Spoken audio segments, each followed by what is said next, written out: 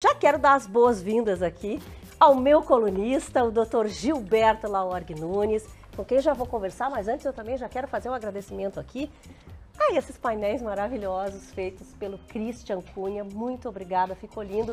Também ao meu look aqui, né, produzido pela Karina Chaves e pela loja Páprica.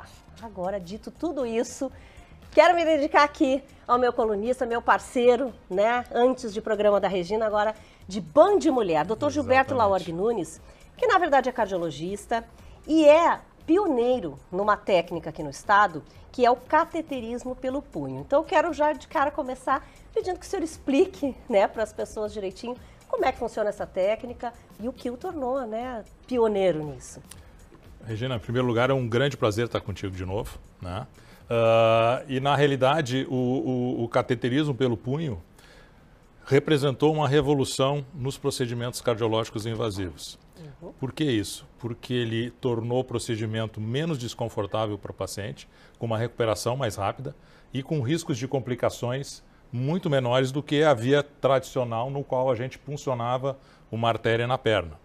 Então, o primeiro cateterismo pela via do punho, que a gente chama de radial, porque a gente punciona uma artéria chamada artéria radial, foi feito em 1989 no Canadá. E, aliás, nós temos aí uma foto, né, do seu primeiro paciente. Exatamente. Então, esse é um procedimento que era feito em alguns centros da Europa e do Canadá, especificamente, até que no ano 2000, eu, num congresso na Holanda, conheci um dos colegas canadenses com maior experiência nessa técnica. E eu convidei ele para vir ao Brasil, na época eu trabalhava na Santa Casa de Porto Alegre, para nos ensinar os macetes. Por quê? Porque tinham alguns colegas aqui que já faziam de maneira esporádica, mas com resultados não tão bons, porque adaptavam a técnica da perna para o punho e são técnicas completamente diferentes. Então, nessa imagem que vai aparecer, que ou que já apareceu... viu ali já, a gente viu. Então, é o primeiro paciente né, que nós fizemos. Do lado direito do paciente está o doutor, o colega canadense, Dr. David Hilton, que veio e... Se vocês observarem, o paciente está com uma espécie de uma tala. Sim. Essa tala ele desenvolveu no hospital dele e me trouxe de presente uma. Que legal. Que apoiava o braço e fazia uma compressão só no local da punção.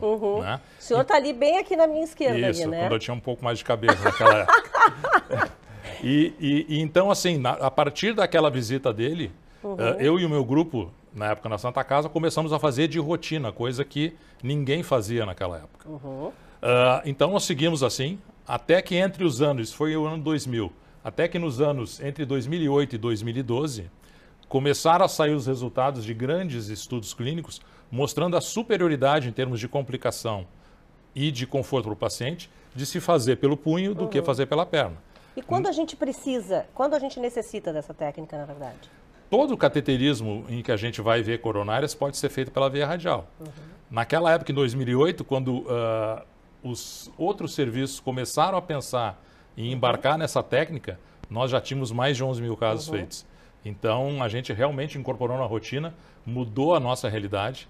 Né? Os pacientes vinham procurando porque sabiam que o tempo de internação era menor, ele não precisava ficar deitado depois do procedimento. Então, tornou o cateterismo cardíaco um procedimento muito mais simples e menos desconfortável para o paciente. Hoje o senhor atende em hospitais, né? E também, na verdade, a gente até viu ali já uma imagem do site, né? Para as pessoas localizarem o senhor. O meu consultório é no Mãe de Deus Center, na Avenida da Soledade, aqui em Porto Alegre. E eu trabalho em 3 hospitais em Porto Alegre. Mãe de Deus, Moinhos de Vento e Divina Providência. É onde eu faço esses procedimentos invasivos por catéter. E, na verdade, o senhor está sempre viajando, eu sei, né? Por causa das gravações, a gente sempre tinha que avisar com antecedência, porque ele viaja o mundo todo, simpósios, congressos, quer dizer, isso é exatamente o que a gente precisa, né, doutor? Que as pessoas estejam sempre em aprendizado. Atualizado, claro. E a cardiologia muda muito rápido. Dentre as especialidades médicas, eu estou para te dizer que a cardiologia muda mais rápido que qualquer outra. A cada 6 meses a gente tem novidades. Então é importante a gente estar em contato com colegas do resto do Brasil, do mundo inteiro também, trocando experiências, porque as novidades sempre aparecem e a gente pode trazer em primeira mão para aplicar aqui no nosso meio. Agora, é importante que a gente vai dizer para vocês que a gente vai trazer sempre aqui aos sábados, assuntos, né, que às vezes até são meio mitos assim para as pessoas, né? As pessoas não entendem bem a questão do coração, o que leva a alguns problemas e a gente vai trazer para vocês aqui ao longo do ano, né?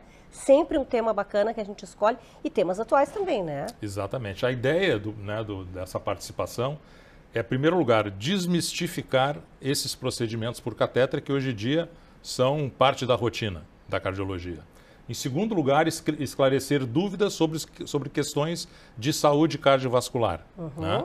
Então, é um trabalho de esclarecimento, de trazer novidades, né, do que está surgindo dos estudos e dos centros europeus e americanos e manter a nossa audiência sempre atualizada e sabendo, né, entendendo os problemas cardiológicos e como fazer a prevenção especialmente. Estatisticamente, se a gente tivesse que dizer hoje, porque as pessoas falam isso, a gente vê mais infarto em homens e tal.